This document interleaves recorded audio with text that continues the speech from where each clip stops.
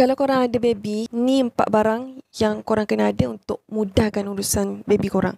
So first, kita ada baby cooling powder. So kalau korang cari cooling powder untuk baby kan, ni adalah salah satu jenama yang famous lah. Okay, dia bantu untuk serap peluh dan seterusnya kurangkan ruang baby. Macam lepas mandi kan, sebelum pakai pampers tu, tepuk-tepuk bedak ni dulu, baru pakai pampers. Bila pakai powder ni, baby korang akan nampak lebih selesa lah. And then yang kedua, bedak sejuk semambu. Okay, bedak sejuk semambu ni korang boleh tengok fungsi dia untuk merawat demam campak, gatal kulit, ruam, jerawat and so on lah.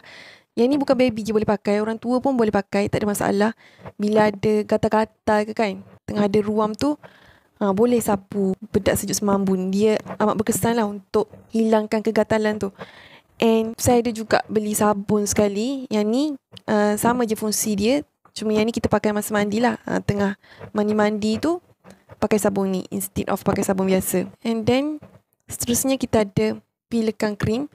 Pilekan krim ni kalau baby korang ada gatal yang teruk, gatal yang dah ada kudis yang kulit-kulit kasar tu kan, korang boleh sapu krim ni. Macam experience saya sendiri, bila anak saya ada gatal-gatal yang teruk kan, and dia tak boleh tidur, dia tak lena nak tidur, bila saya sapu krim ni, dia terus tak menggaru. Memang kesan dia sangat efektif lah, memang sangat cepat.